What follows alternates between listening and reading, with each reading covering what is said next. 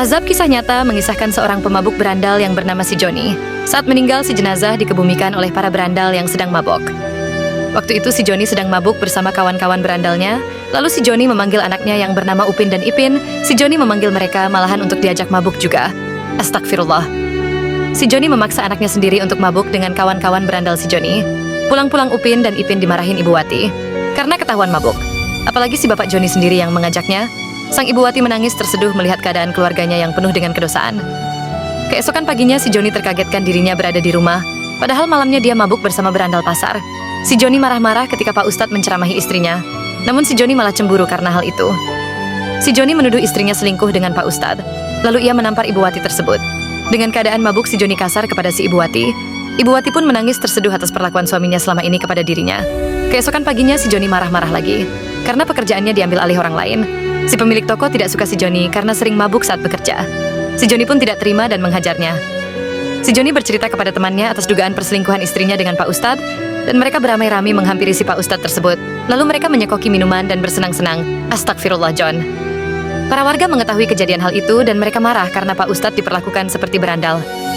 Pak Ustadz pun sampai mabok, si Joni pulang membawa minuman untuk sang anak untuk diajak mabuk bareng. Tanpa diduga para warga beramai-ramai mendatangi kediaman si Joni untuk balas dendam apa yang telah diperlakukan kepada Pak Ustadz. Dan para warga pun mengeroyok si Joni tersebut. Sang istri datang untuk melerai dan menenangkan kejadian itu. Dan saat itu juga si Joni menghampiri rumah Pak Ustadz. Dengan keadaan mabok, dia lalu membakar rumah Pak Ustadz tersebut. Namun si Joni malah terkena api itu sendiri yang membuat si Joni tubuhnya terbakar. Dan si Joni pun tubuhnya kepanasan, tidak tahan rasa sakit yang dideritanya. Tidak lama kemudian si Joni pun meninggal dunia.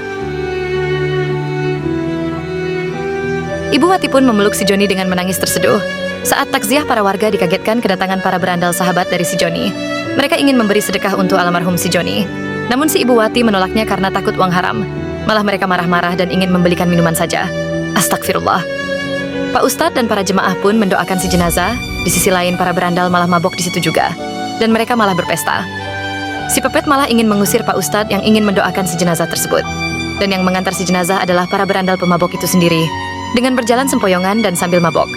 Mereka lalu buru-buru memasukkan si jenazah ke liang lahat tersebut. Kemudian mereka menyiramnya dengan minuman. Astagfirullah. Sang istri Ibu Wati pun tidak kuat melihat kejadian itu. Lalu para berandal pun segera menguburnya. Mereka tertawa ria seperti berpesta ria. Padahal keluarga si Joni pun belum juga sampai di pemakaman tersebut. Lalu mereka menancapkan nisan ke makamnya. Bukannya mendoakan, mereka malah bertengkar. Dan akhirnya almarhum si Joni pun sudah didoakan dengan ketenagan. Astagfirullah, jadikanlah ini sebuah pelajaran untuk kita semua. Kehidupan yang sehat dan bahagia tidak dimulai dari botol minuman keras. Dan jangan biarkan alkohol mengendalikan hidupmu, tapi kendalikan hidupmu sendiri.